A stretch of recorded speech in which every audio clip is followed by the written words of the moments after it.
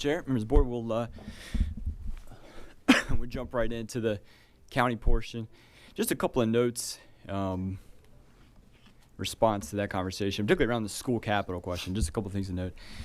The 25 school CIP only deals with appropriation for the rest of Davis, the Western area elementary, and the Western area high school. So I think a lot of those topics are even outside of the 5-year planning window for schools, and so I give them credit to think long-term. Bob and Bob's conversations have more been, what is even parts of the next referendum look like. So I don't want that to become a distraction necessarily.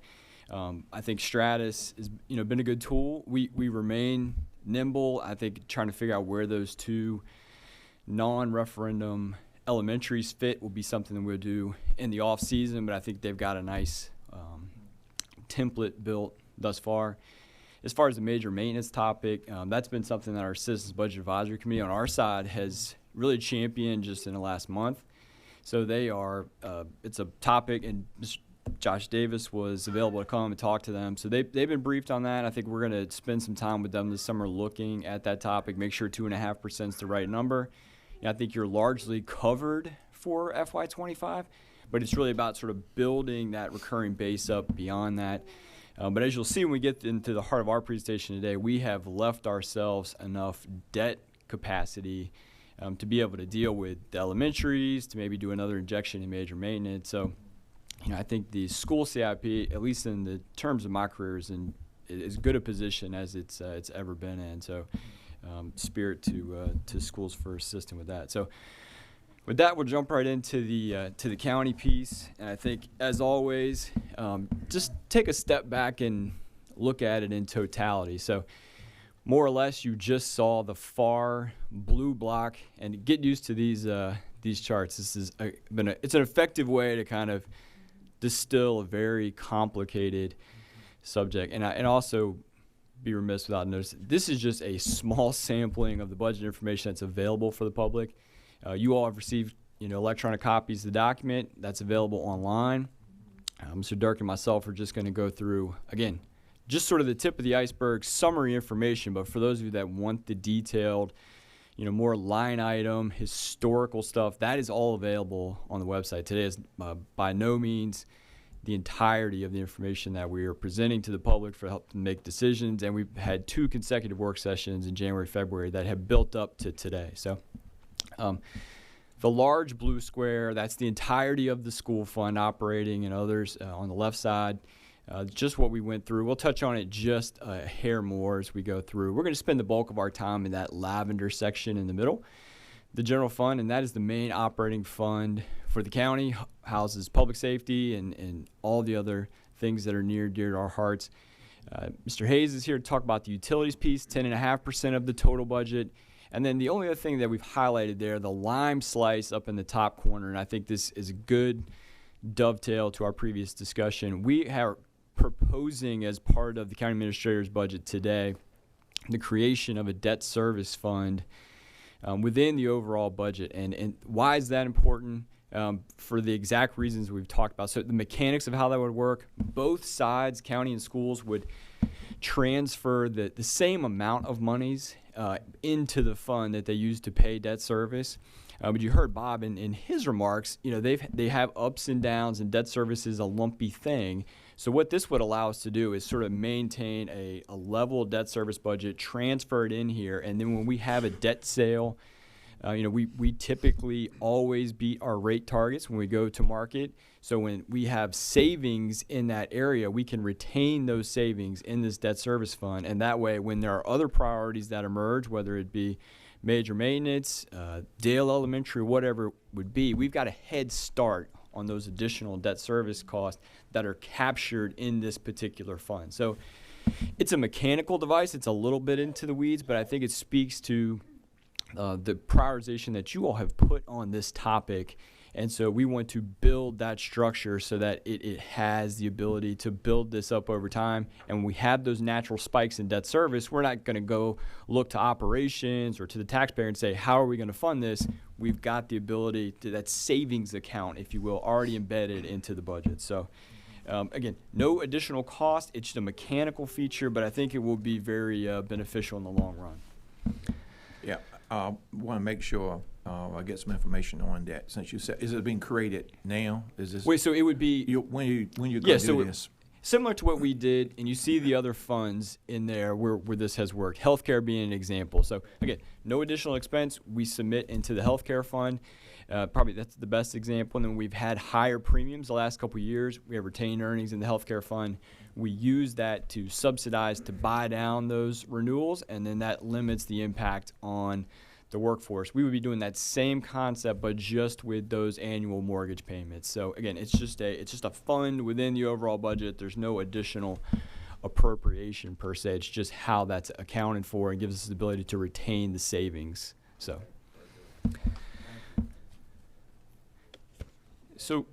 yeah. Yes, question. I'm sorry. Yeah. A quick question because you kind of course. hung me up for a second. When you say all funds 2.0 billion, what do you mean by that? So that's everything. So the general fund, our main operating fund, utilities, mental health, all the pieces and parts. We're going to drill down into that lavender piece again, which is the general fund. That's primarily what we talk about when we're in front of you all. But schools that, like the blue block, for example, the best way to differentiate would be their direct receipt of state revenue. That doesn't come through the general fund. They take that in on their side, and then we transfer our part. Those pieces stitched together create that blue block. Utilities, they're their own fund. They bring in their own revenues, handle their own expenditures, own capital projects. That's what's reflected there. So this is the entirety of all of Chesterfield County. You add it all up, $2 billion, an increase of a little over 5%. The rest of our presentation and the bulk of what we speak to you all about is the general fund, that main operating fund, and that's what we'll transition into. But of the total, that's only about a quarter of the overall budget. And that was, thanks for that question, because that includes the schools fund as well. Is that correct? Any federal revenue that they would have, food service, all of would be an funds. example. Okay. They take direct receipt of that. Very That's good. all encapsulated just in that blue piece. We doesn't come through us. The only school piece is our local transfer. You heard the plus $20 million. And we'll Okay. touch on that again in a little bit. Okay. Matt, if I could, just on the school piece, schools announced a $913.7 million budget. And if you do the 45.4% of the overall budget, it's actually $924.3 million. And the difference in that is that we have shared services that the county is putting towards schools but doesn't actually make it into schools bucket, but is still spent on schools. So I just want to make sure that if people start trying to figure out why the buckets don't necessarily match, there is money that schools will never count coming from the county that is 100% coming from the county to fund schools. And again, yeah, that's true. All of the painful rows and columns that add up to all this, again, are in the document on the website. These maps here are just meant to be sort of a relative approximation of the total resources that we take in every year. How are they spent in aggregate? And I think it gives you a good sense of that. So just trying to put a little more human touch on it. So again, I'm in that lavender rectangle, if you will, 26%, give or take, of the overall total. So we're going to talk about our general fund in these 5 pieces for the rest of the day. That's how we've organized the middle part of this presentation. Matt, Yes, sir. Before you move on, so we're looking at a 5.2% year-over-year increase In the total, all these but funds. that's all the, in. Yes, now sir. the utilities fund is an enterprise fund, is it not? It is. And that's George. And George will bat address third that. here today. Okay. He will come up right after us and go through utilities. Yes, sir. Very good. Thank you. I think it's important to note. Thank you. So again, the 5 pieces, just sort of again trying to put a more human spin on it. Infrastructure, that's the CIP and all the pieces and parts of our staffing that enable that to happen. Overall sort of development issues, public safety, education, which we've focused on largely already. Community services, we've sort of aggregated everything together for purposes of today and said anything that is public facing, and we'll talk about that as a block of expenditures, what's new, how much we spend on it, all of those types of things. And then lastly, the reality is there are support functions that make all of those items happen. The good news is if you look at this in terms of the same kind of map that we just saw, support functions only 7 cents out of every dollar, and that has been remarkably consistent, probably gone down as a percentage over time. But these are the 5 blocks of how we're going to look at it. So again, this is going back to that lavender rectangle from the beginning, just a hair under $1 billion for the general fund, the main operating fund. And so year over year for this piece, and again, when we most commonly refer to budget, this is what we're talking about. So we're drilling down from that first slide. Of the general fund, 41% is education. That's the local transfer that goes over. That's no federal dollars, no state dollars. It's just local taxes that are used to support the school division. You heard the plus $20 million in the local transfer. We'll go through that trend in just a moment. Public safety is the next piece. And then you see really kind of an even split between infrastructure and community-facing services. So that's kind of how the $1 billion Matt, is broken down. Before you move, on page 1 you have schools 45.4%, and here we have education 41%. Yep. So again, of the general fund. Okay. so this is total budget when you take in the federal and the state sources. Okay. It's a Federal little and bit state. larger, right? Okay. Gotcha. But when you drill down just in the general fund, Just piece us. of what you all have taxing authority over, all of the revenues that come in, are those dollars spent? 41 cents out of every dollar for I see local, that pure distinction. local revenues is dedicated to education. Yeah, I always like to reconcile numbers. Yep. I like to see both And numbers. again, all the numbers are in the book. The reality is, with transfers in and out, it does require a little bit of nuance, but I think that's the cleanest way to look at it. So, Mr. Allen, I know you're a fan of trend analysis, so we kind of start off a little bit of that. Again, nominal general fund growth this year, right around 5%, just a hair under. So this is looking at the general fund over time. The general fund has evolved, but you can see what that trend looks like over time. So you see some larger increases there in 22 and 23, sort of coming back down towards the long run average there the last couple of years, hovering around 5%. But I think one thing that I wanted to point out here, because I think it's interesting, we're going to build on this chart successively over the next 4 or 5 slides. You see there's a better part of 15 years there where the nominal, and when I say nominal, that's just dollar, not controlling for population growth, inflation, anything like that. It's just what is if you opened up the budgets of all of those books or all those years, what would you get? So you see a 12 to 15 year stretch there where budget growth is subdued during the Great Recession, and then a very extended period of time where budget growth is subdued, coming out of there as the economy was churning, but wasn't really hitting at a high clip in terms of local government. The reason that chart is sort of set embedded there, the difference is merits our ability to invest in the workforce in particular, which is our largest expense, just like you heard with schools, was next to nothing during that 11-year stretch there. So I think what you see here is you look at this chart just from a big picture. You've got the better part of a decade where you've got merits in there, 0, 0, 2, 1%, 1%, 1%, 2%, an extended period of time. We weren't investing in the workforce. We built up a liability of sorts.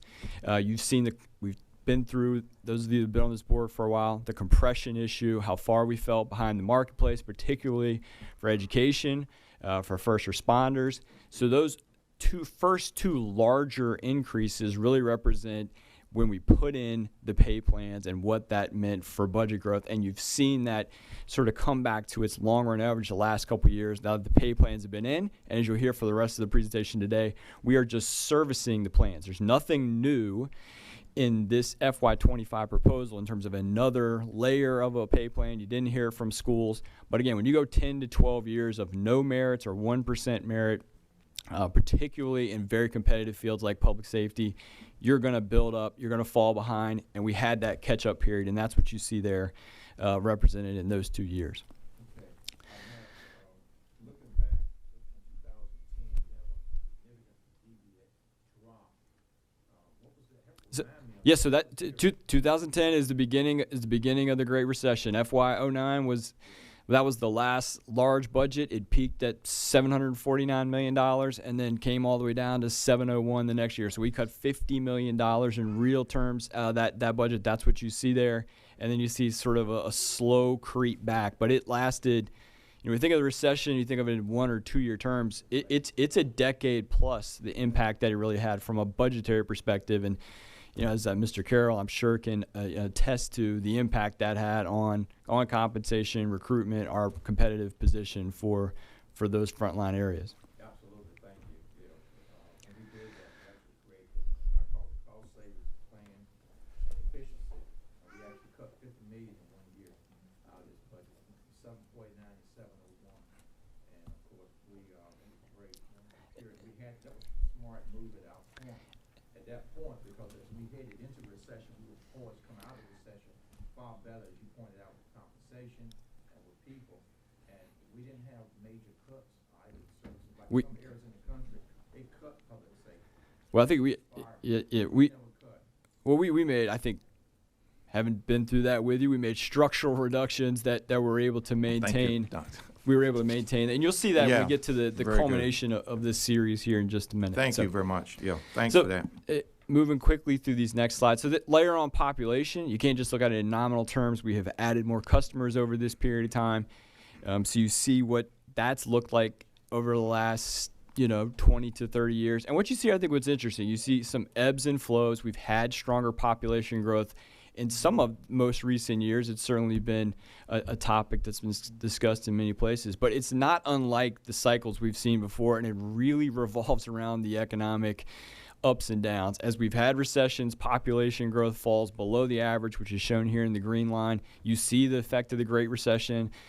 Housing and other things don't bounce back at that same clip. And you see, the better part of a decade where population growth is far below that long-run average, which is sitting at 1.7, 1.8%. If we come all the way out to the far right-hand side, the last number, this is Weldon Cooper data. By and large here, you see 1.5% population growth. We are projecting, the last number on here is a staff projection to match that at 1.5%. But you see three out of the last 4 years, population growth is actually below the long-run average. So if you take the first two charts and you marry them up, you see the original one in the blue, the lavender brings it down. You see what impact that has on the growth. It shifts everything lower. And then the last consideration, we'll tie it all up in just a second, inflation. We have been hit particularly hard in local government. This is our indice. The Bureau of Economic Analysis publishes this on a quarterly basis. There is, as you can pick up the newspaper any day of the week. There was a big release yesterday. There's all kinds of inflationary measures. This is the inflationary measure for state and local government as published by the Bureau of Economic Analysis. So this is year-over-year percent change. And you see there 2 years out of the last 4 where we were in excess of 7%.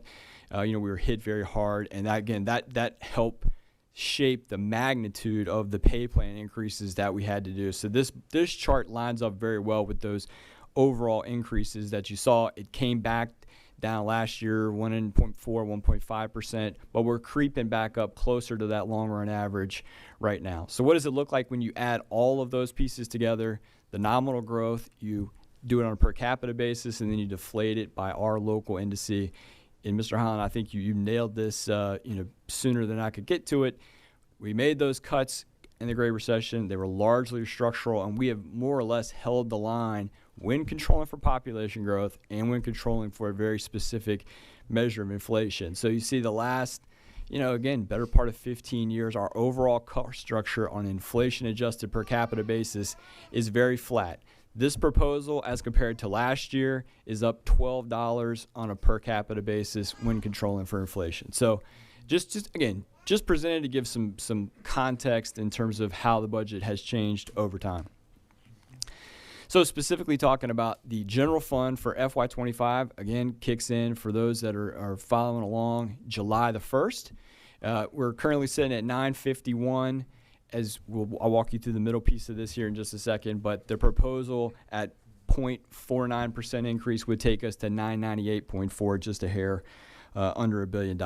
The drivers for this are shown here, and this is a structure that we've been doing in Finance Committee and in prior presentations with the board. The largest components to that increase, the $20 million in local transfer, that lines up with what Mr. Meister said to you earlier. You see the $5 million step down in one time. That's been a stated goal of both boards, so that's executed here.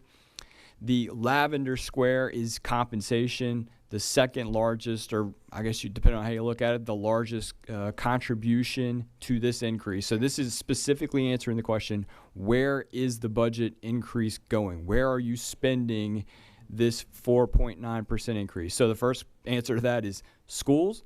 You've seen what that supports, and there's still some gaps there, hoping that the state will fill those in. The second one is compensation.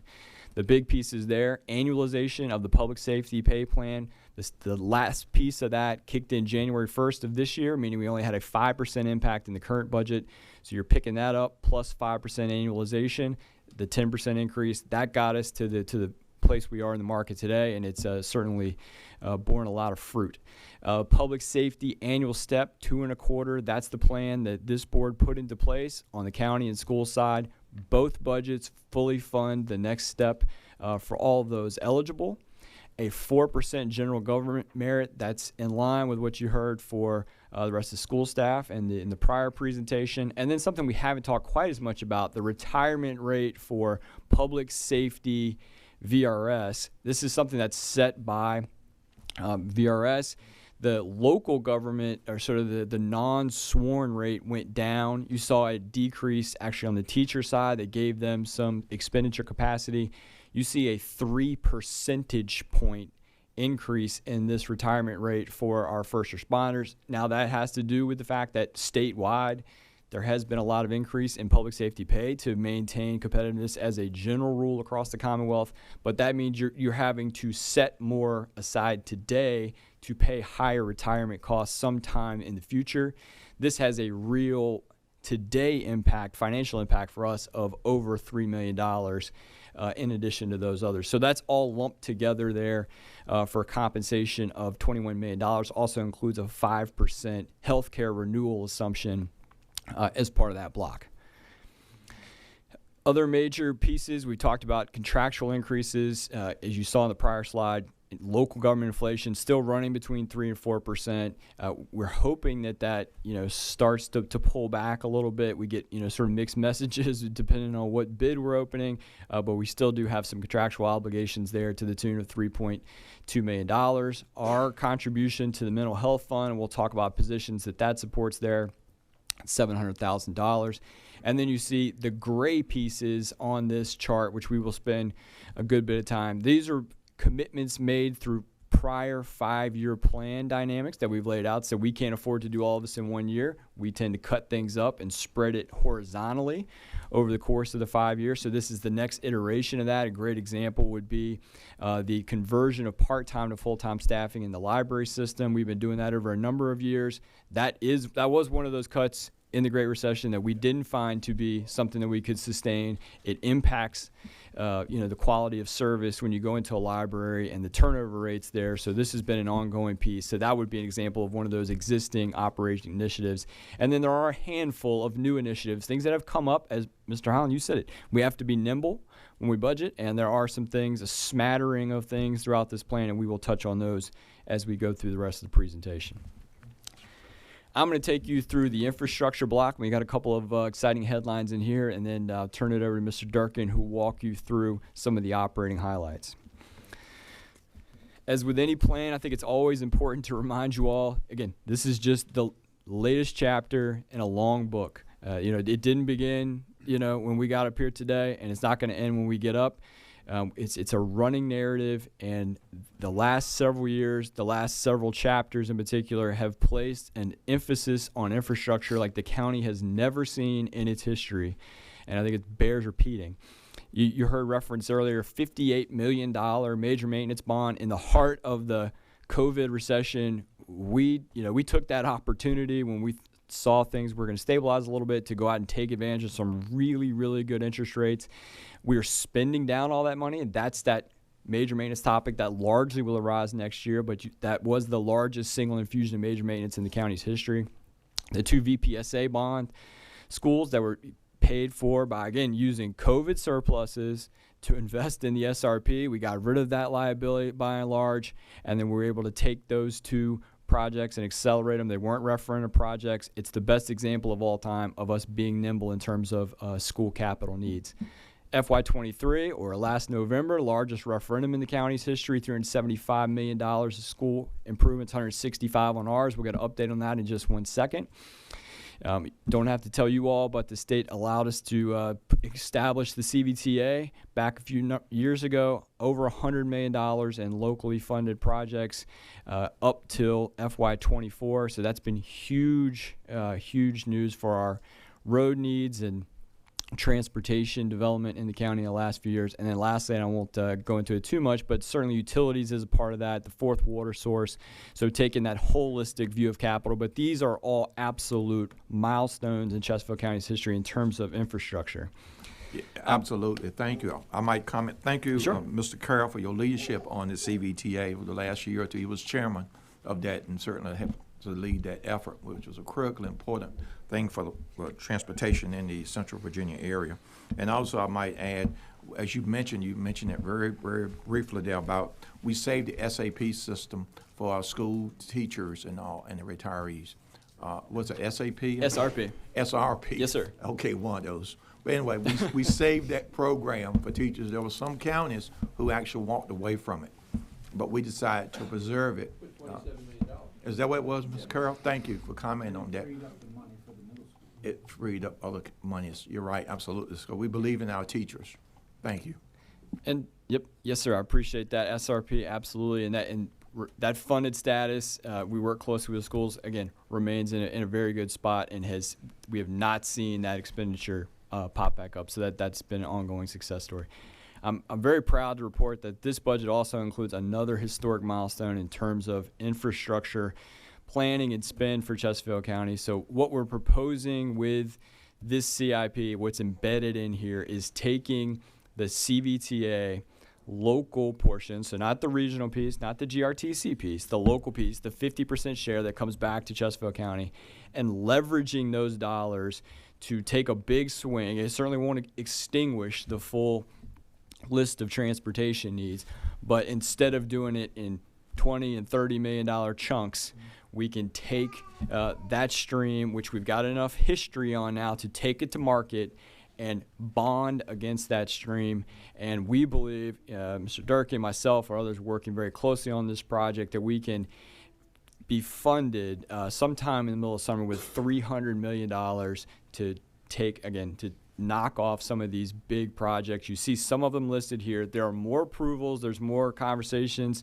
We'll have to eventually involve the engineers, but certainly the Powhite, that next 2 miles of the Powhite would be the centerpiece of this. It exists in a CIP today, but it is not funded. We've been trying to figure out how to be creative, how to get these projects done.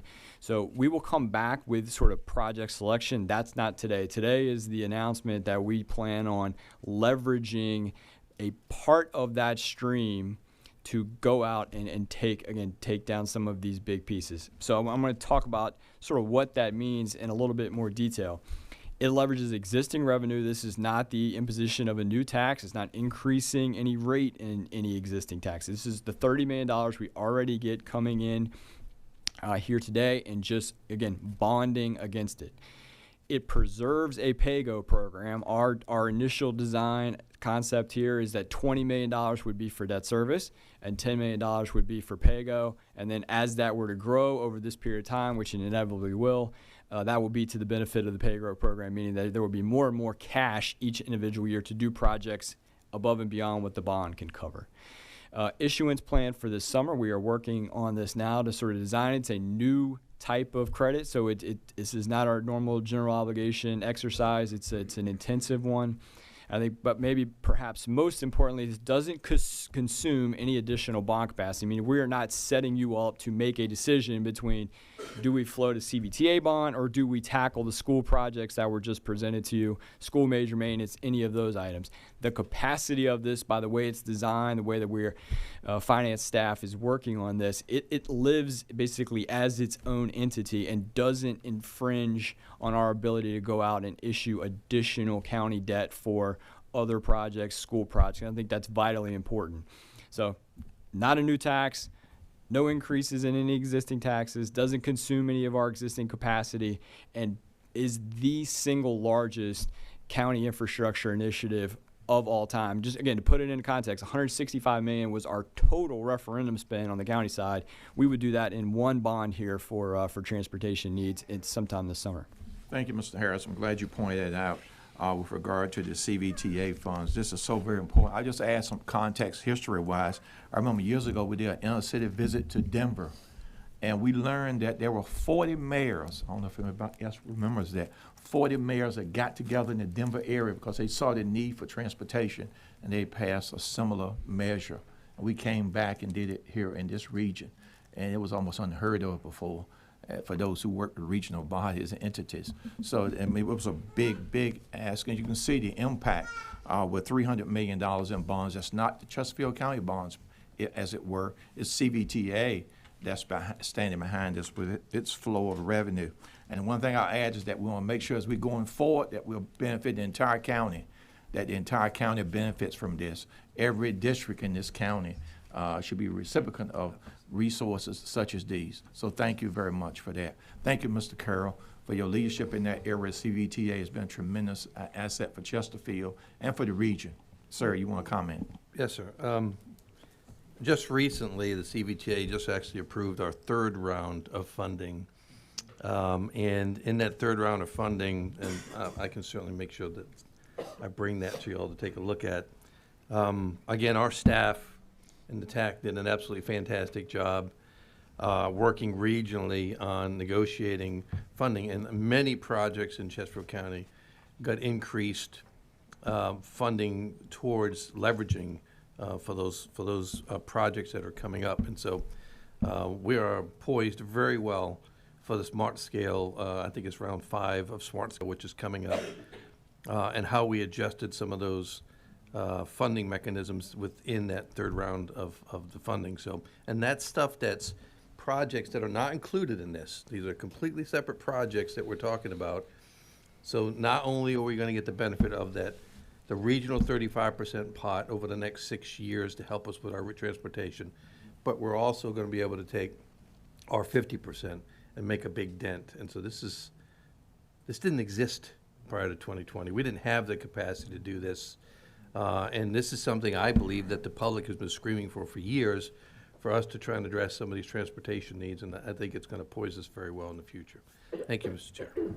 Appreciate that. That's very good, because I recall $8.5 billion statewide transportation needs. Some of y'all have heard it in the region for years. Dr. Casey. Mr. Chair, I want to echo Mr. Carroll's comments too, is that just to be clear, the CVTA is 3 pots of money. What Mr. Harris is referring to is the 50% that we just get as cash each year that we are allowed by law to spend on transportation, pedestrian, transit-related services. So this is compliant with the CVTA's authority, and quite frankly, it's $300 million at once. If we were to do the pay-go as we had done over the prior 2 years, which you see as the project listing would take 10 to 15 years to get through. So we're doing in 10 to 15 years through this mechanism that with the creativity and the support of bond counsel and underwriters who are fully on board that this is a permissible process, we're going to be able to do something in 1 year instead of 15. As Mr. Carroll rightly pointed out, this does not change, and we're strategic, that the projects that are best qualifying for regional dollars under regional formulas for which we are at the table for, those are other things that we are working through. So we're not trying to take monies away from something else we could get from the 35% share. And then last but not least is the 15% share that goes primarily to, goes all to GRTC for transit-related services, for which Mr. Engel represents the county very well on that. And as you can tell from all the news that's been happening, the local economy growth and contributed by Chesterfield County and its businesses and its the consumers who utilize Chesterfield businesses is helping fund that as well. So the 15% share is far above than what was projected to be a few years ago. That's enabling to provide those additional services without necessarily having to send an additional bill for now. Such as the new microtransit. Yeah. Thanks for mentioning the microtransit, which we're looking forward to enhancing transportation for our citizens in the area, particularly Clover Hill, Dale area as well, and of course, Matoaka, Ettrick area. Thank you. Yep, Mr. Chair, so I appreciate that. So coming back, looking at the CIP from a overall perspective, I think this is really important. Won't go through this in each individual piece, but a couple of points. It's a diverse mix of things that we do to take care of the infrastructure needs for this community. Drilling down just sort of even more simply, we've just talked about the largest bond initiative that we would ever, undertake. We're still moving through even the early years of the referendum, but if you take the CIP and just distill it down into two buckets, debt sources and non-debt sources, even with those two very large bond initiatives underway, 57% of this proposed 5-year CIP that's before you is on a pay-as-you-go basis, meaning that we are not putting all of this infrastructure work. We're making all of this happen, having all of this progress, but we're doing it on a nice blend of cash and debt. And I think that's vitally important because it doesn't create those long-term liabilities, nor does it, again, soak up all of our capacity to deal with other needs as they arise. Another way of showing that, this is our snapshot of our financial policy ratios. These are in each board report now, Mr. Hahn, per your request. But these are the ones specifically tied to debt. And so what you see here, again, the numbers that are in bold are our current observation as of June 30, and then you see sort of our policy levels. We're far below all of our policy levels here. And the last one I'm going to point out, we've talked about this a little bit from time to time, but what that means is if we didn't issue another drop of debt from today forward, what percentage of our overall indebtedness would be paid off or satisfied within 10 years. So our goal is at 65%. We're almost at 67%, so that 2/3 of everything we owe would be paid off within 10 years if we stop doing it. What that means is, again, we don't have lots of outstanding debt, but the debt we have outstanding is not structured in a way where you're putting it all off on some future board, some future generation to deal with large balloon payments or very, odd structures that could be hidden in this. So that's why we have added that measure to the mix. So how are we using those dollars? Not surprisingly, again, same kind of map. You see transportation as absolutely the dominant piece here. And then the second largest, as you would expect, execution of the 22 referendum. And then major maintenance being our third large category. So speaking of the referendum, we took advantage of a good place in the rates, and you heard earlier in the school presentation, we accelerated our sales for 23 and 24 last year, which again allowed us to have lower borrowing costs. So this is what it looks like as it's embedded in your 5-year plan. So what staff is recommending is a bond sale in 25, 27, and 29 with off years in 26 and 28. That's why you don't see any projects. So we will sell, and this is all going to be, rate and economic condition sensitive, obviously. But this is the structure by which we would execute all of the projects by the end of this 5-year plan. I think that's a really interesting, exciting thing to note. The things that are in red boxes are projects that are accelerated through this proposed CIP. So they were in and out, further out year, particularly in the park space. I think you all have heard that, the real demand that's out there amongst the citizenry for park facilities of all types. So you've got the conservation access projects, you've got the water access projects in particular, Horner, which has a recreational component to it, moving all of those up 1 year to fit this mix, the 25, 27, and 29. So everything, again, if economic conditions hold, would be executed by the end of this 5-year plan, well within that the front side of that 7 to 10 year window. Quick reference.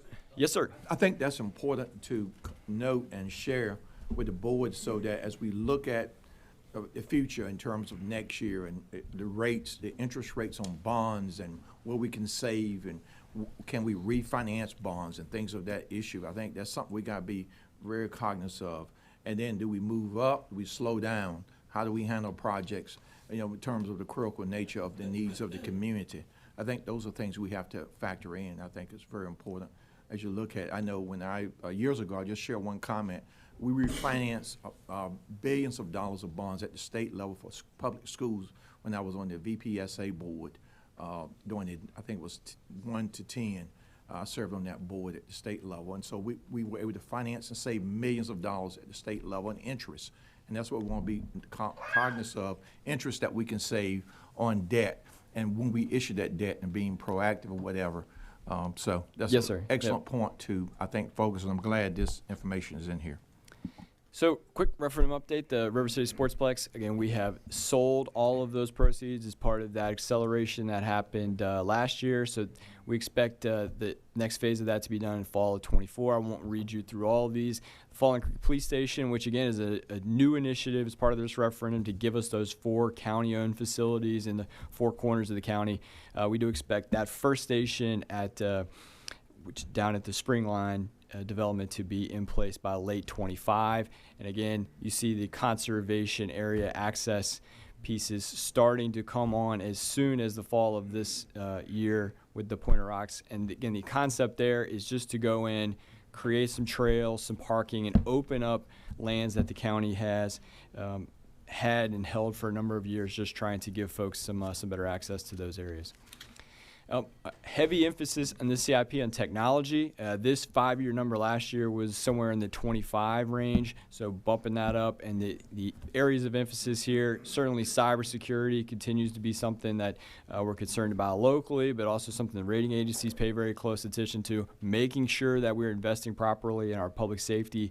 That is their lifeline in many ways when they're out there, on these calls to make sure that we have the proper infrastructure that they can communicate back to the ECC and other places. Infrastructure refresh, sort of major maintenance within the technology space. You don't think of it that way. It's not, a building. You can't touch it necessarily as tangibly as you can other things, but making sure we're meeting those investment goals. And then the second half of our ERP system, which is the financial backbone from a systems perspective. We are in year 1 now. All the HR pieces, the first phase, would really sort of pay on a pay-as-you-go basis, the financial systems, and this is a joint system, joint effort with the school division.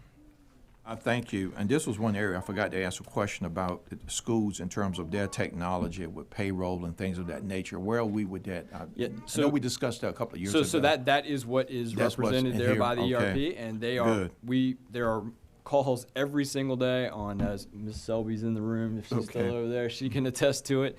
They're going through the HR piece of that right now, so that's absolutely a joint venture. Okay. Get us on the same page with Workday Solution. We had an update on that last month. Thank you.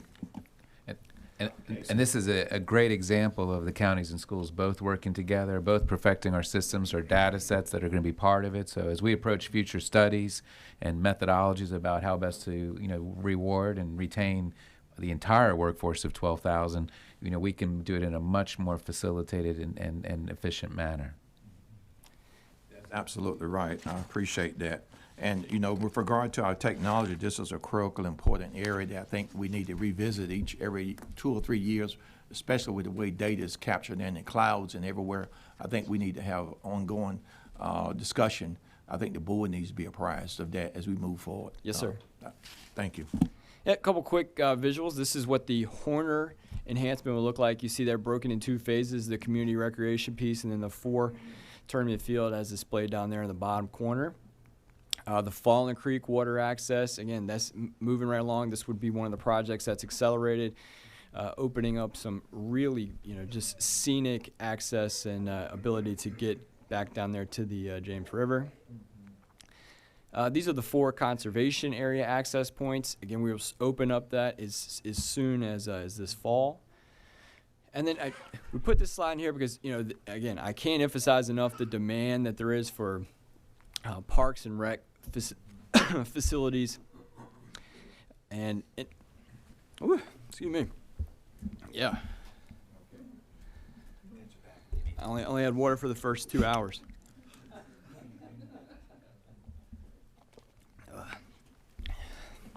So what we've done here, as we do with all aspects of the CIP, is just show you. We'll come back to that in a second.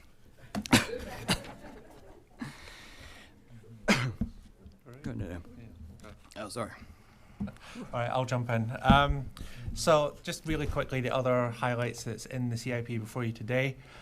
We have about $32 million, just a little over that, for sidewalks, fully funded with the vehicle registration fee. Each year is a step up from what we had programmed for fiscal year 24. It was 5 million, it's a little shade over 6.2.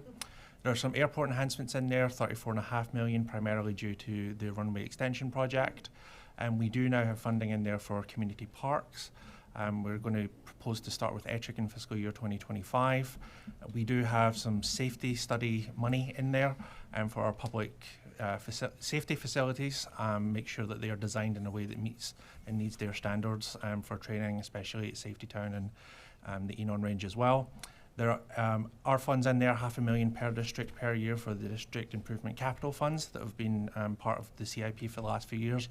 And then finally, as a priority for one of the board members, was some funding in there for the Lifelong Learning Institute HVAC system. There's 500,000 of that in fiscal year 25's budget, and then an additional 2.5 million in there for fiscal year 26 once we get the results of that engineering study. Dr. Miller, you just came in to hear your He comments. missed his favorite part of the presentation. I just thought I'd highlight him for that. Your timing is very good. One area I'll comment here is that one area we want to look at augmenting is the sidewalk fund that we have for future sidewalks in the county. And this might be something that we can look at relative to CVTA and other sources, but there is a growing need and demand for sidewalks that we need to look at. And so, cognizant of that, when I like to cut budgets, as you well know, and cut areas and budgets easily. But this is a long-term need that will enhance the quality of life for the citizens in our respective communities and districts. And so that gives me pause with regard to cut items because of that, for the quality of life that our citizens require and enjoy. I just want to make that point.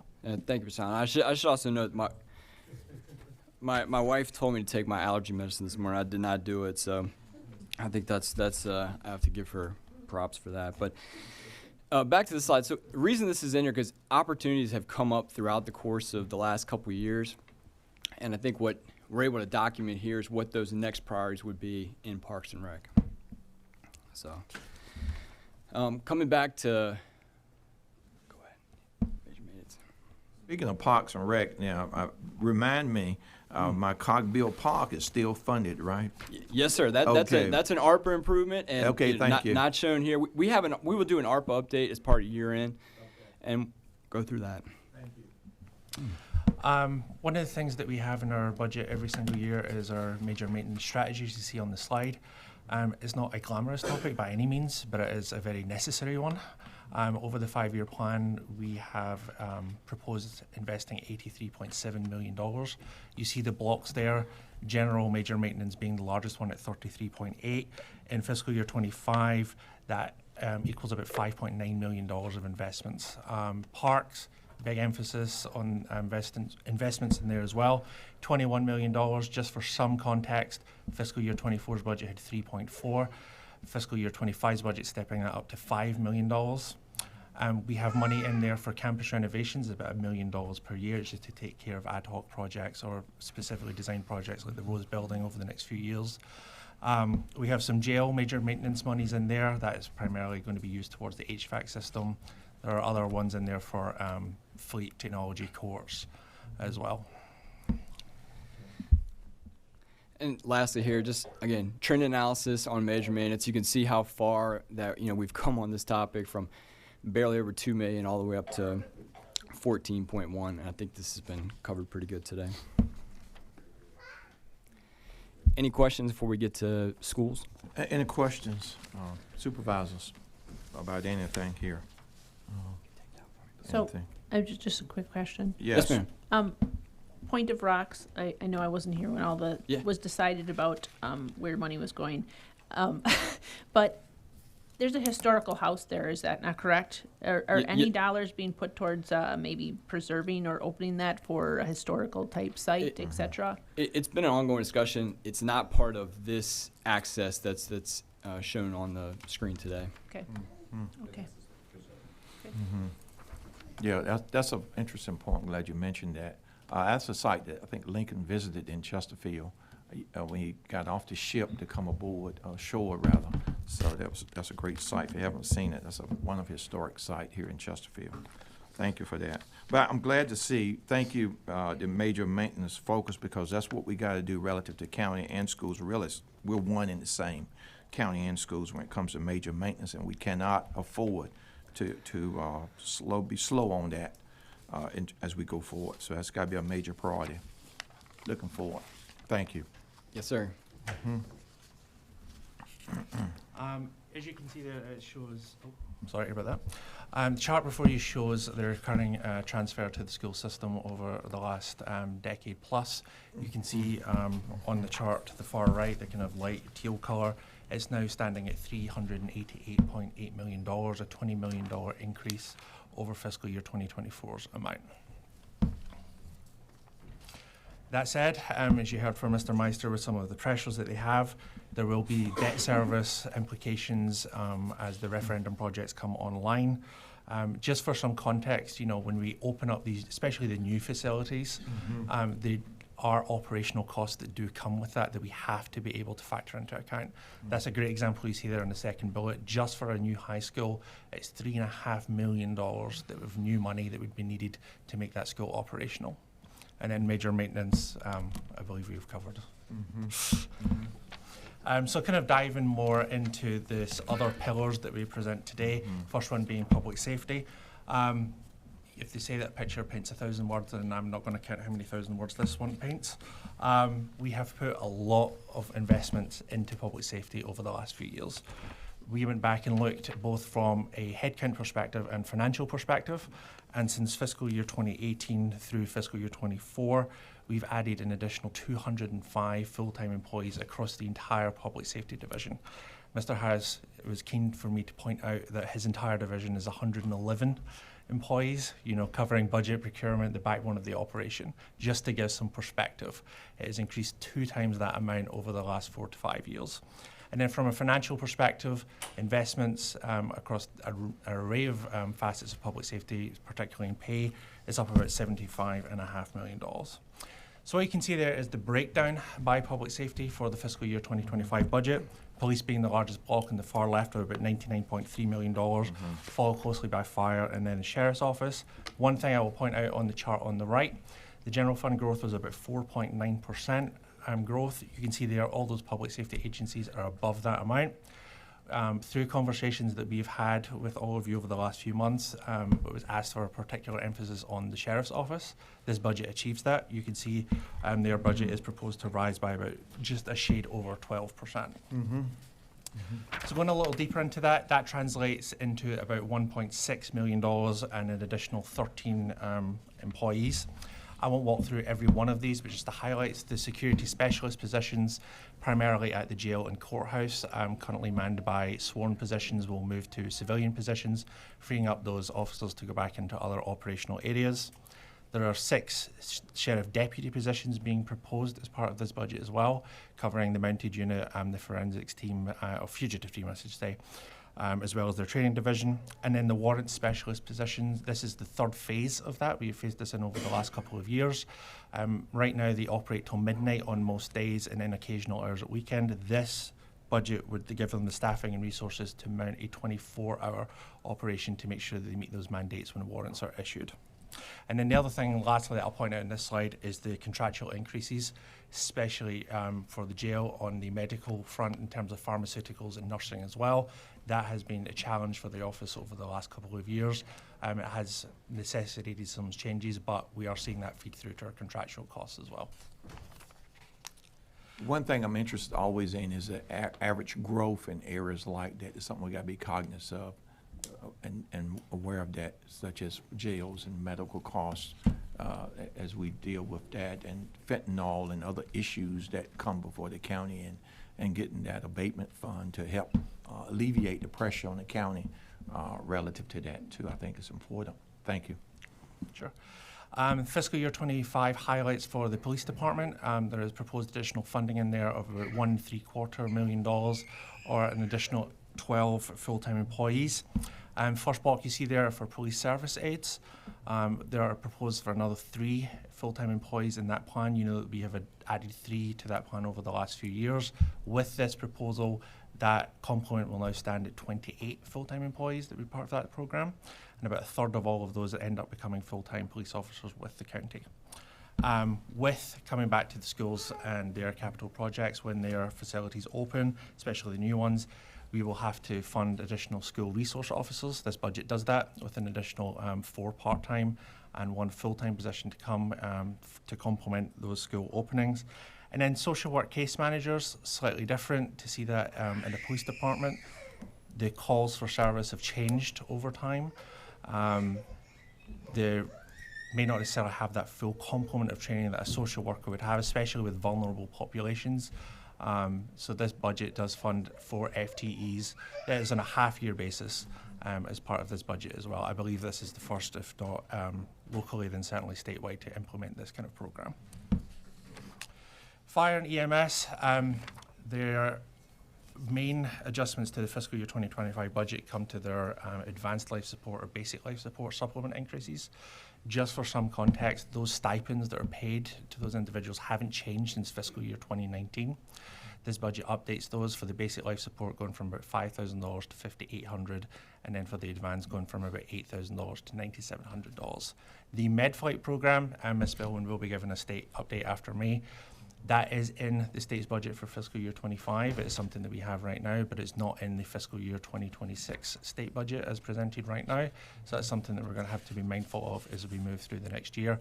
And then finally, just some operating costs with the opening of Matoaka Fire Station. We said multiple times that we look at this through a 5-year prism.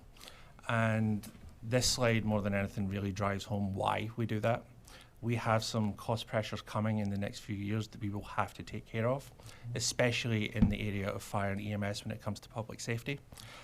We have the Mobile Integrated Health Program and the Peak Demand Ambulance Program. They are currently funded with ARPA dollars, federal dollars we received a few years ago. We were able to work the mechanics to extend that another year, but those will be coming onto the general fund in fiscal year 2026. Between those two alone, that's about a $1.7 million increase that the general fund will have to take on. Medic staffing, they are seeing some problems with their volunteer squad, especially at the Manchester station. That would require an additional 8 FTEs as well as some operating costs. That is something that we are proposing to include as part of fiscal year 2026 budget to make sure that complement of staff stays there. Just for some context, over the last 3 fiscal years, I believe it's about over 2,000 or 6,000, well, 2,000 overtime hours for professional firefighters have been used to augment that volunteer staff. Mr. I think just, and Richard, you'll appreciate this, the 2 ARPA items at the top here, we're able to extend those for another year just through the interest that was been earned on those ARPA monies that we've held. So I think credit to the treasurer and all the finance staff for looking and tracking, and certainly Ms. Walker's over there. But that's been a joint effort. But again, that's taking those federal dollars, investing them smartly, and then continuing a vital service.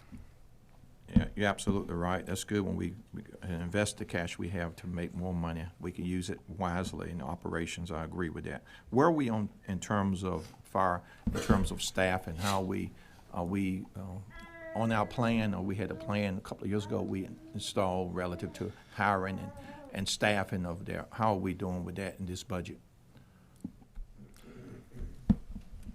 Yeah, I mean, with the fiscal year 24 budget, we have fully implemented the results of the study that the fire department had conducted, the ECSI study. And Chief Center certainly keeps us apprised of needs as and when they arise. And then we'll try and work those needs into the budget as and when we can. Thank you. Mr. Chair, if I Thank remember you. correctly, Yes, we please. added 48 positions 48 to the positions. fire Yes, sir. department in Thank the you. last 2 cycles. Thank you. And they're in the process of almost filling all of those. That's correct. Yes, sir. Which is great, and that speaks to the quality of life of our people in fire and MES too. We were concerned about their quality of life and work life balance is an important initiative that we have to permeate through all these budgets, because I think we have higher quality when we have people who are motivated, passionate, and happier. We just have better results throughout, so I think that's very important. Thanks for pointing out, Mr. Carroll. Mr. Chair, having been a person who's actually used their service recently, they do spectacular work. Good report, Dr. Miller. Good report. Yeah, good, firsthand. Just a question about ALS and BLS supplemental increases. Is that consistent with what they were asking for, or did they need more than that? This is the request. That was the request? Okay, Yes. thank you. Moving on to what we term the administration of justice departments, you can see all the departments that have that makeup on there to the right. Just some highlights from here. I see Ms. Barr here today. We have met with all of the constitutional officers as part of this budget process, in particular the newly elected ones, just so that we could understand what their needs and priorities are to see if we can work them into this budget. We've been able to do that. You can see there there is an additional assistant Commonwealth attorney as part of this budget. There was a study done that said that the state was underfunding our office by 13 positions, and Ms. Spillman will give an update about how that played out statewide. In terms of number of positions, let me just say it's not far north of 13 that they have proposed. So once again, the county is able to come in and use 100% local dollars to fund that position. Legal secretary is embedded within the circuit court team. They help with subpoenas and witness statements that over the last few years, especially with the increase in jury trials, has resulted in a heavier caseload. So we are adding a legal secretary to that department as well. And then finally, on here, it's just a small one, but rather an important one, just to talk about these state mandates coming down. There was a state law passed to increase the juror pay from $30 to $50 a day. Only results in a $10,700 increase, but nonetheless it's one that we have to fund. Moving on to community services and engagement. This is only 12% of our budget, but it encompasses a vast array of departments. And we just thought it important to take a couple of seconds just to point out what some of those services are and how far that they reach out into the community, with nearly under 900,000 library visits, 6,900 individuals served in our mental health department, over 6.2 million visits to our park system, and then active participants in our mobility programs being over 100,000 people. Some of the highlights on here, the first one you see is for our Parks and Recreation and Athletic Field Crew. Again, this is a continuation of an investment that the board has made over the last few years in this area. Some of those services for the upkeep of parks in particular were contracted out. It is cheaper and more efficient to bring them in-house, which is why we started this program. This budget continues that with an additional 8 FTEs. The Access on Demand program, that has gained traction over the last few years. That's where residents can pay $6 a day to go to such things as doctor's appointments. We have seen the demand from that increase quite rapidly. So as part of this budget, we are proposing to add an additional $800,000 to meet the terms and costs of that contract for that program. It will not affect what the people that use the program will pay. That will stay at $6 per ride, but it is a contract obligation that we are going to have to pick up. The trend has been up in that. Do we know why it has been up in that area? Because Chesterfield Access is a wonderful program for our citizens. I think who it's just, per the board's request, we've done a better job advertising and getting the word Okay. out. And I think, like Mr. Durkin said, the traction has just picked up. It's picked up very good. Okay, thanks for that update. In our mental health, Sorry. in the mental health department, just wanted to point out a few positions being added there in terms of job exploration opportunities for special education students coming out of school, service coordination for the infant services program, and a peer recovery specialist at the program at Chester House. Again, that prism of the 5-year plan, I'll keep repeating that phrase. We do have some operational costs coming online that the general fund will have to pick up. The Enon Library, with that library going from 4,000 square feet to about 20,000 square feet, does come with additional costs of about $1.9 million. Most of that is because of increased staffing that will be needed to operate that facility. Same thing, just on a smaller scale at the Ettrick Metoica expansion. When that opens up, that will be just an under $500,000 cost. All right. And then moving on to the support functions. You want me to take this? Yeah. Okay. You can see the array of departments on there. It is the backbone of our operation. They are, not necessarily the newsworthy headline-catching departments, but they do form the backbone of everything that we do, from the attorney's office to HR to procurement to accounting.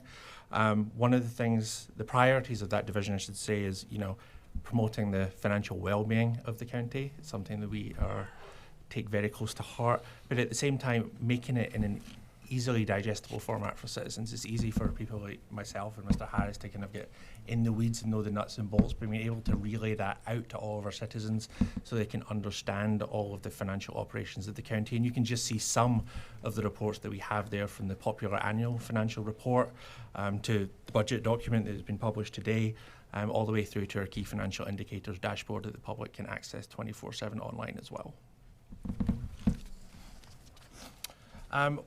Speaking of that, one of the success stories that has happened over the last year or so is with our procurement department, who do a fantastic job of overseeing all our contract negotiations, and in this case, renegotiation. A few years ago, we entered into a contract for a body-worn camera system. That contract was recently renegotiated. That generated $1 million in savings. That is being used to fund one of the proposals that's in the fiscal year 2025 budget, the digital evidence management system, a collaboration between the police department and Commonwealth Attorney's Office. Not only will it fully fund that initiative, but it actually leaves over an additional net savings of over $250,000 as well, just thanks to their hard work in being able to renegotiate that contract. And we've got some purchasing staff. I'd ask them to just stand yes. Let's momentarily. highlight you on this $1 million savings. Thank you. Let's applaud you. Thank you. Thank you for the reminder. Yeah. I think it puts a face on, we talk about support services, but there's something that, they work hard on every day, and $1 million savings is something we don't have to come back to taxpayers or you all to fund. Yeah, I like to hear a lot of those stories. Yeah. And as we look through all our departments, I'm talking to our Commonwealth Attorney, our Commissioner of Revenue, and our Treasurer. We want these type of stories to be highlighted so that we can celebrate them.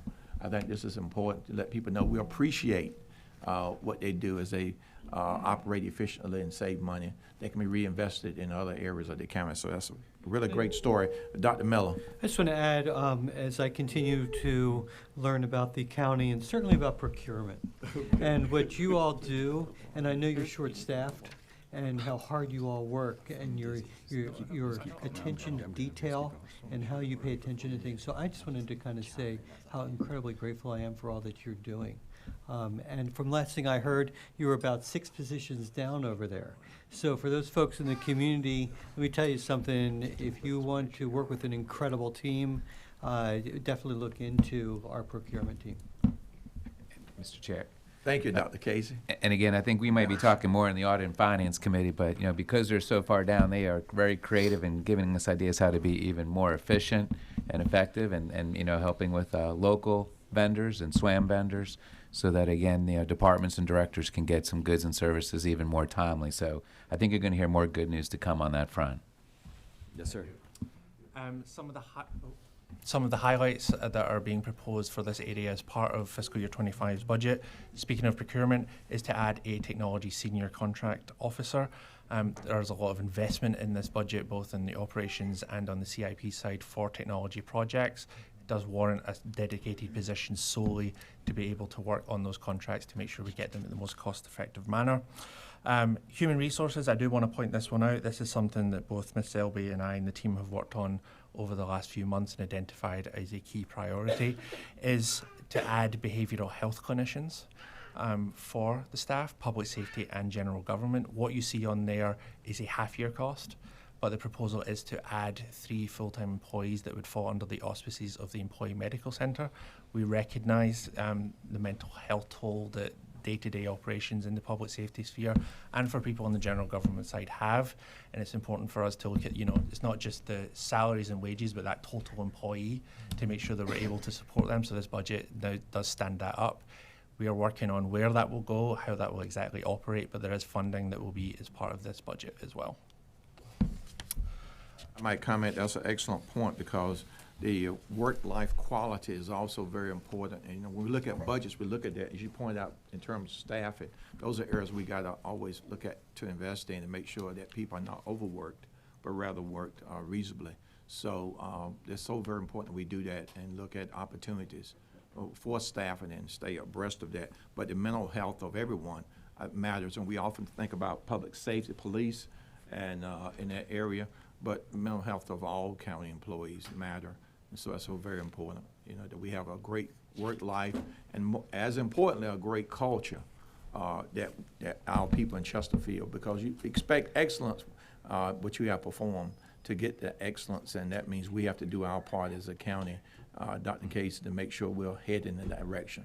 We have happy employees. It's nothing worse than have an employee who's unhappy, and we can't deal with that, but we have happy people. And that's the thing I should say. I often see employees throughout the county. When I'm having dinner, I just love my department. They just sing praises about their department, which I feel great about, because you want to be proud of your county, you want to be proud of your departments, proud of your people. When I go around the country, I'm often saying that. I'm talking Chesterfield, and I think they hear us a lot nowadays around the country, at NACO particularly. So thank you for that, the mental health focus for all our people. Ms. Shelby, we appreciate that.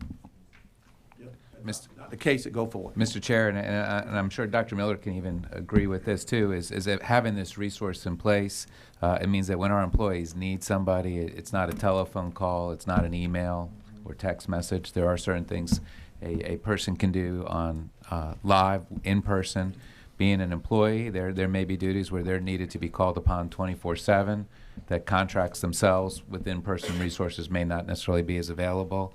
And then just as important, if not more so, again, going forward in the future, again, we're a workforce of not just 12,000 employees, but we serve many other customers and students, and just even having that intel in-house, if you will, to understand what maybe matters to best deal with those populations and those needs, and going forward, then we're going to make even wiser decisions or recommendations to you as a board in the future for things that are also affecting our community with such an in-house resource.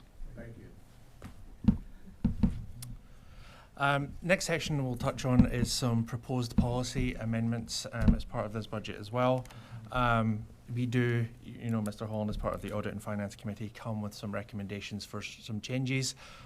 First one you see there that we have discussed in Audit and Finance before is a change to our unassigned fund balance contribution. Right now that is set at 6% of our net general fund expenditures as a floor, with a ceiling of 8%. We conducted a rigorous review per GFOA standards, looked at our neighbouring localities as well, and they are more at 10% level. So what we have as part of this as a policy change as part of this budget is to start that increase from that ceiling of 8% that we have right now and moving that up to 10 with a floor of 8%, doing it in half percentage point increments per year. Just for some context, each of those half percentage step points are worth about $10 million. Thanks for pointing that out. And I think we want to be aspirational. We want to be excellent. And to be excellent, you got to be in the peer with those who do things such as that. And so that was pointed out in our finance and audit meeting, Mr. Harris. We appreciate that. And so that's where we're headed, board. We're on our journey toward excellence in every aspect, and financially as well. Thank you. So, John, it's worth noting it's not in the budget right now. Gotcha. But So we're it's- aspirational. This is, right, but it's a year-end consideration, so that's Yes. why I pointed out. So we get to, June 30, the first $10 million call will be to this initiative. Second one, coming back to procurement, is they did an analysis of the policy thresholds that they have as a department and are recommending some changes. And the delegated authority amount to the department going from 10,000 to 50,000, small purchase thresholds going from 100,000 to 200, to mirror the Virginia Public Procurement Act limits. And then the requirement for Board of Supervisors approval for construction contracts going from 100,000 to 1.5 million. That is a big jump, but just for some context, there were only 8 contracts that fell under that amount, and over that amount, I should say, in fiscal year 2023. And then bonding requirements to construction projects increasing from about 100,000 to 500, and then transportation ones going from 100,000 to 350, again to match the Virginia Public Procurement Act requirements as well. And then finally, Parks and Recreation have went through their fee structure over numerous years. Fees were added, removed, changed. It kind of got complex. I will give a shout out to Mr. Luther for being able to streamline these fees. He's done a fantastic job in such a way now that it reduces the number of fees. It is a very much simplified structure. It delineates it between individuals and organizations, as well as between residents and non-residents. And crucially, and most important for me, is that it was no loss in revenue. He did it in such a way that it was net neutral as part of this budget as well. Yeah, I think that's important, but we want to also be always mindful of what we're serving our citizens here in Chesterfield County. I know when we did that 50 million cut, a big part of that was in the parks area. You may recall Dr. Casey, when we did that. So that's one area we said that we were going to commit to not charging our citizens to use our parks, to making sure that they have access to that for their mental health and their well-being. And so those are very important initiatives. We reject, I remember during the recession, sitting in this room, we rejected the idea that we would charge our citizens to use their parks, our parks, during that time period. Absolutely. And this shifts the burden more so to the visitor and away from the resident and still net neutral. So now looking to the other side, we've went through all the expenses, but how do we actually have the revenues to be able to fund this? You can see the change by major revenue category from what was adopted as part of this year's budget to what is before you today as the proposed budget. And as Dr. Casey's alluded to in his letter and briefing this morning and even this afternoon, you know, we do not have the luxury of the federal government, nor do we have the luxury of the state government when it comes to being able to fund these programs. We have to live within our means. We also have limited levers to be able to fund these programs. You can see that very demonstrably on the chart to the right. Most of the revenue growth that is making up the growth in the budget between 24 and 25 is through our real estate taxes. There are only three main drivers of revenue growth in the county. It's personal property assessments, which I'll get into in a few slides, local sales tax, which I will get into in a few slides as well, but it's really real estate is the main driver of the growth. Important point to note, it has been an atypical market, but looking again through that 5-year prism, it is not something that we continue, nor would we want to have such elevated growth over the 5-year horizon. So this plan is built around a more normalized, healthier range of about 3 and 5% on a given year through the fiscal 2029 5-year plan. That said, there has been a major emphasis on tax relief, and not just targeted tax relief, but a kind of broad spectrum of relief, going from the real estate tax rate a few years ago was at 95 cents, dropped to 91 cents. Parts of this budget is now down to 90 cents. Vehicle registration fee halved from $40 per vehicle down to 20. The balance of that going towards transportation projects in the CIP. Business license thresholds increasing from 300,000 to 500,000. More than 2/3 of businesses now exempt from paying that tax. They only pay the license fee itself. And then some one-time initiatives that we've done as well. We supplemented the PPTRA relief. As more vehicles enter the county, the percentage of relief that's being able to apply to vehicles has went down. The last couple of years, we have taken the step to supplant that, to give relief back. We did not get any money from the state for doing that. That came off the back of local dollars to be able to do that. That returned over $41 million back to taxpayers through those supplements in the last 2 fiscal years alone. And then finally, with the last billing for real estate last June, we were able to initiate a one-time 5% rebate on people's real estate bills that returned in excess of $12 million back to taxpayers. Yeah, that's a good point. That was $12 million refunded back last year to taxpayers. Yes, sir. All taxpayers in the county. Thank Yep. you. Appreciate your comment on that. I think those things should be noted when we think about refunds and rebates. Thank you for that comment. And I remember it was actually, when it was 97 cents. And before I got here, it was $1.07. We were building libraries and just a huge amount of. You're right with us, Mr. Holland. We Okay. got that right here for you. You can see that very clearly on the chart, Mr. Holland. The last 3 years, we have dropped from fiscal year 21, where we had a 95-cent tax rate, to the one before you today that is now down to 90 cents. All done through the prism again of that 5-year plan, making sure that the reductions that we make are sustainable over the long term. We never want to be in a position where we reduce something and then have to come back to recommend it being raised.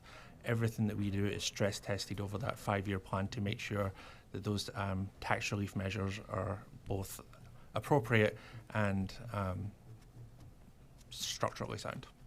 I think that's an important point you make, because we have to always think about where we are, but where we need to be financially, and plan for that, prepare for that, so that we are making prudent decisions today.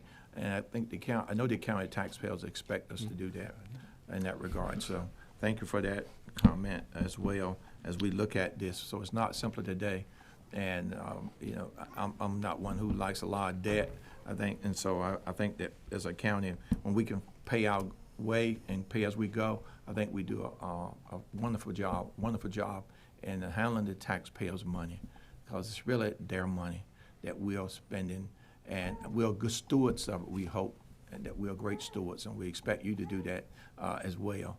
So thank you. One of the things as part of this budget is the last few years we've made adjustments to the income and net worth relief brackets for tax relief for the elderly and disabled program. Ms. Hughes is here today. We have worked collaboratively with her to make these adjustments that are before you as part of this budget today.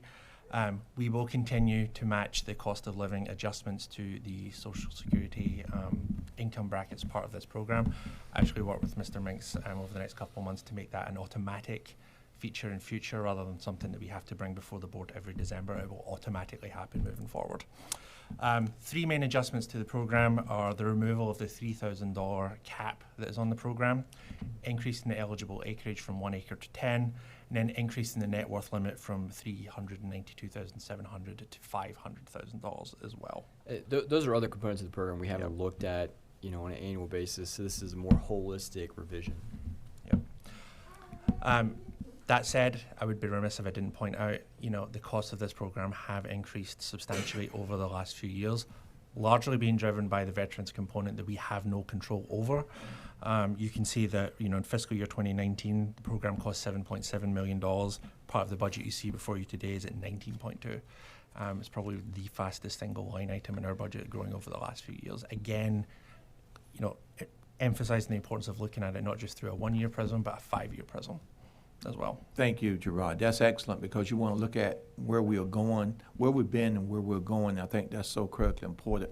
As you pointed out, our veterans program, the state can pass mandates that we have to honor financially, such as a veteran, 100% disability, and they recently passed the 1 vehicle per family as well, tax relief, 100% tax relief as well, that we have to honor that. And to my knowledge, help me, I don't think the state has sent us any extra money. We're still waiting on the They check. sent us any money. So if they are interested in listening, tell them we are open to a check from the state for that too. Thank you.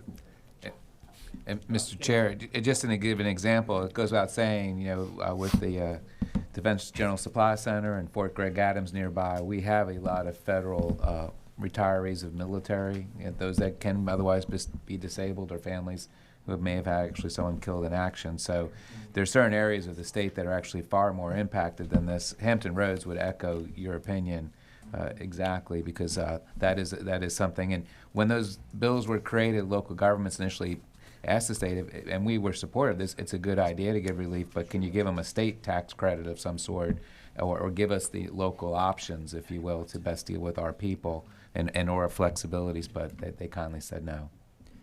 I think Ms. Hughes has something to say over there. Ms. Hughes, would you like to comment? We'll let you comment. You can even come to the mic, Ms. Hughes, because I know this is an area that's close to your heart. Oh, yeah. Okay, speak. Yes, Ms. Hughes. So first of all, I'd like to thank you all, Mr. Chairman, Mr. Vice Chairman, and the board for supporting this the real estate tax relief program for our seniors and disabled citizens. It's a tremendous benefit to them. We hear some heartbreaking stories, and we collaborate with the sheriff's office on their program, where they send a deputy to visit with seniors. For context, we now have almost as many veterans in the state mandated program as we have in our locally funded real estate tax relief program. So it's 3,200 and change in both programs. So we've seen tremendous growth in that veterans program. The local program costs about $5 million. I'm not making that up. It's $5 million and change. So we're looking at $14 million, 3 times the cost on the veterans program. And everyone in this room believes that supporting veterans is critical Absolutely. And I want to thank everyone here for your service, because I know that there are veterans in this room, including yourself, Mr. Chairman. But that's how it stacks up. Thanks for sharing that context. It's always good to hear, and I'm glad my colleagues hear that. So that $5 million is roughly 1 cent on the tax rate. We're looking at on average is what we're looking at. And for our veterans, and we do serve them. We believe in their service, and certainly they have made a difference. Mr. Engel, you want to comment, sir? Actually, the veterans at 14 million would be just shy of 3 cents on the tax rate. And again, we do absolutely support our veterans. It's a good program, but quite frankly, the federal government should be picking up that program. And the state should be picking up the National Guard portion. The federal government should be doing this for our veterans across the country. But once again, the feds and the state push down great ideas to the local taxpayer to fund. And it's just one more thing that we all agree it should be done, but funding should be done by those that set the whatever policy needs to be funded. Whoever sets that policy should be funding it. And again, I call on the state to do their part. Thank you. Thank you, Mr. Engel. Ms. I just for time's sake, I just asked her to come to the table. But just one procedural note. Yes. The additional mods would be for next tax year on this plan, as described here. Very good. Thank you for that context. Turning over to personal property, recognising the market fluctuations that we've seen in the last few years. I just want to point out, we're talking about the fiscal year 2025 budget. That's happening in conjunction with what we call the fiscal year 2024 billing process right now. So the assessments that are going out will impact 2024's budgets, not 2025. I know sometimes it can get confusing when you cross over between the two, but just a quick primer on that process. The assessments have went out. The billings will be occurring shortly, and then the 2024 amounts will be due on June 5th. Moving over to the activity of the last few years, fiscal year 2023 actuals was about $127.6 million in personal property taxes. Though important to note, that's not all current taxes. That does include delinquent taxes that we are able to collect. Thought it was an important delineation to make. Looking at the recent information that we've received from Ms. Hughes and the Treasurer's Office as well, we are projecting that to go down by 15% as this fiscal year, down to about $108.2 million from that 127.6, just due to those natural market corrections. That said, the fiscal year 2025 budget will see some moderate growth back with population growth and higher assessed values from new cars. A slight increase there from the 108.2 that we expect this year to about just under 115 in 2025. Moving on to that kind of third major driver of our revenues, local sales tax. We've brought this before you before. We've seen some anomalies over the last couple of years. This traditionally had been one of the more predictable indicators for us. The last few years it has kind of yo-yoed up and down. The last reading that you see on there for December, our sales tax collections year over year were down 2.5%. It's not something we just monitor for us, but also regionally and statewide, and across all of those areas, sales tax collections were down as well. Just something, again, to point out, to be mindful of as we navigate not only through 24 and 25, but beyond that as well. Just kind of economic forces at work. It's one of those early leading indicators of a kind of wider activity in the economy as well. And finally, we've presented this over the last few years, but it's always worth pointing out, the proposal today is what's in the budget, but just importantly is what's not in the budget. What are the things that we're not able to do? For fiscal year 2025 for the general fund, those requests came to just under $15 million of initiatives that we just couldn't do. On the CIP side, that totaled about $305 million. And then transportation, the largest ones you can see quite clearly on there, are about $4.8 billion. Details of these are always published in the document. The document that you'll see online, the document you receive via email, has all of these listed out by department, what they were for, and what the amounts requested were as well. But we're not asking for any of these items to come off the list, just noting that they do exist. Yep. And then again, 5-year plan outlook.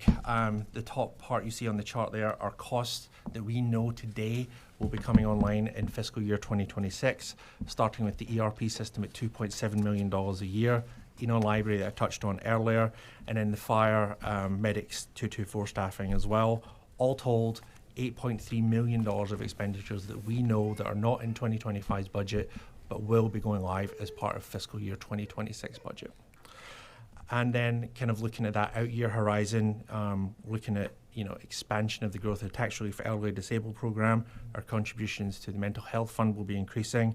Debt service, there's a marginal increase over the next 5 years, and as well as the projected healthcare increases. All of those things that we do year over year, we do see growth in them, and there are obligations that we do have to fund.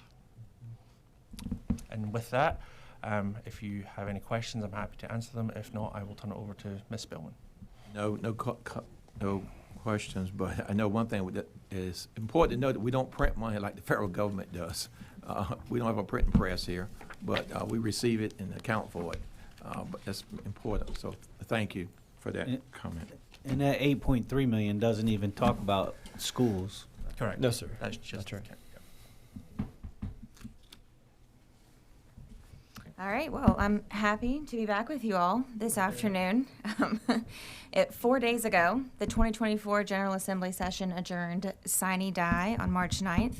And with this being the beginning of the biennium, it was one of the highest priority items, but the budget was approved and adopted on time, coming out of the scheduled session dates. But possibly equally as important to note, it did not include the governor's introduced tax cuts or an arena deal. And so he's expressed publicly intent to seek substantial changes, and what that looks like is yet to be determined. The proposed budget incorporates tax policy changes and addresses funding priorities for K-12 education, employee compensation, health and human services, natural resources, public safety, commerce and labor, transportation, and general government.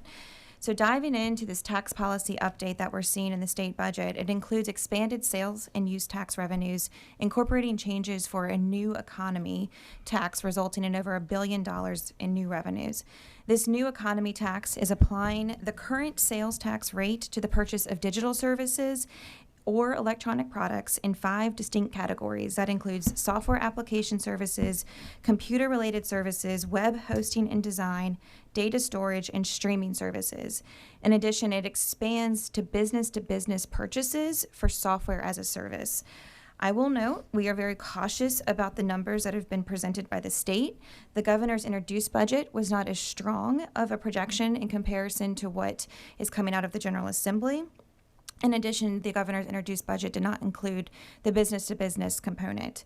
It's also important to recognize that this new tax category, as it was included in the governor's introduced budget, was being offset by income tax reductions, and those are not included in the General Assembly approved budget. Further, this is a brand new taxing category, so it's incredibly difficult to estimate those projected revenues, not only on this statewide level, but what we might see locally. There's been discussion, and there was final discussion on the floor session this past Saturday, that this topic should have gone through the money committees versus only showing up in the budget. Bottom line, states projecting significant revenues to source their priorities, but I think that we're going to see some shift in what actually gets approved for when the governor gets his hands on the budget. Needless to say, none of that revenue is in anything you've seen today on our side. We're going to wait a bit, I think. I think it's going to take some time to, once we see the final lay of the land on how that tax will be assessed, to know what those actual revenues are going to look like. So in total, resources in the state budget grew about $2.6 billion over the biennium, and that's comprised of their 24 carry forward balance, an increase in general fund revenue, largely due to that new economy tax, and an increase in transfers. All right, so jumping into some of their spending, like Mr. Meister had shared earlier, the numbers that you see and the information that I'm sharing is subject to change.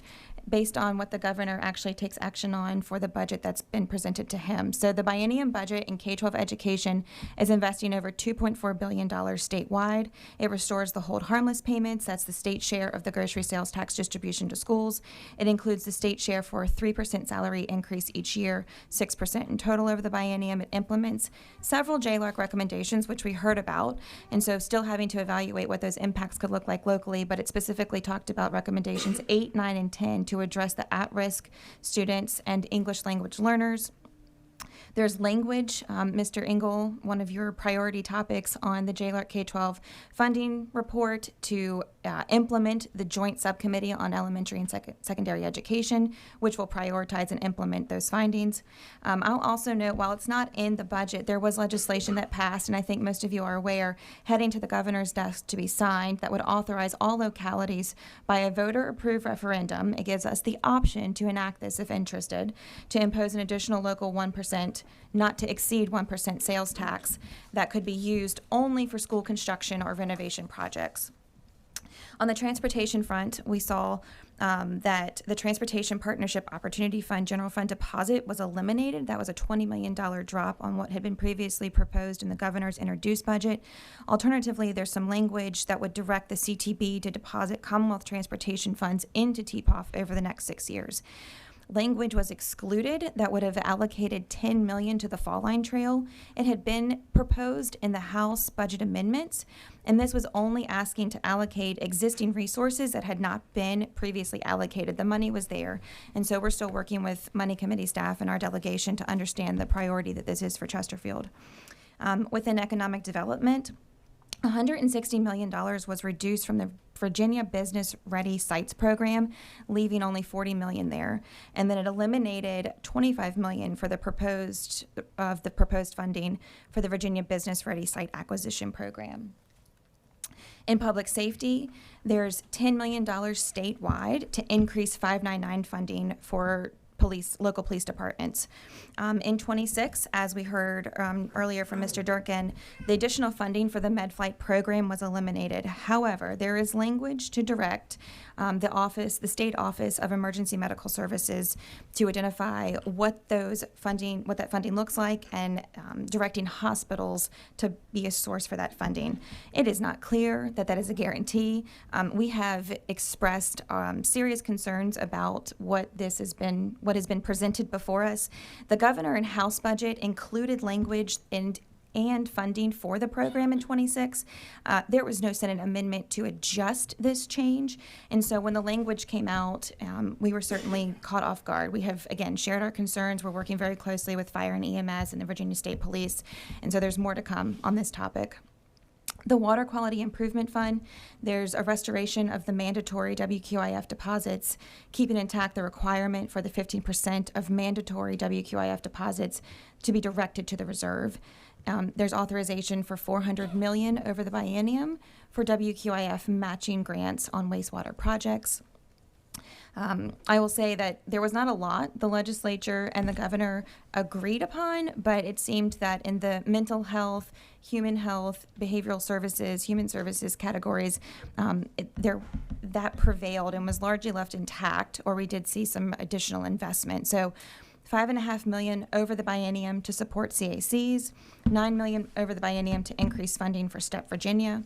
This includes outpatient mental health, substance abuse services, crisis services, military and veteran services, peer services, case management, psychiatric rehabilitation services, and care coordination. It included $191.4 million to add 3,440 Medicaid developmental disability, the DD waiver slots, and provides a 3% rate increase for DD services each year over the biennium. In behavioral health specifically, and continuing to build up the Right Help Right Now initiative, there's $27.6 million to continue developing crisis infrastructure, $15 million over the biennium for CSB workforce development and staffing, $10 million for one-time cost to establish additional mobile crisis units, and retains additional monies in 25 and 26 for crisis co-responder programs. In addition, there's $400,000 in 26 for clinical support at our Chesterfield Recovery Academy. In State-supported local positions, the state's funding a 3% salary increase, and this would include local yet state-responsible positions in areas like courts and the health department. There was money and language to include funding for a study on the circuit court clerk staffing standards, and additional funding was included, again, as mentioned earlier, for paralegal positions and the Commonwealth Attorney's Office. But there's 18 positions statewide, so we have not seen how those positions will yet be allocated. In closing, there's still a lot of work to be done on the budget, and we expect that the governor will definitely take his time in reviewing and possibly seeing some changes before it goes back to the General Assembly. The GA approved about 1,000 bills. That excludes resolutions, and a budget for the current year and the biennium, of course, which starts on July 1.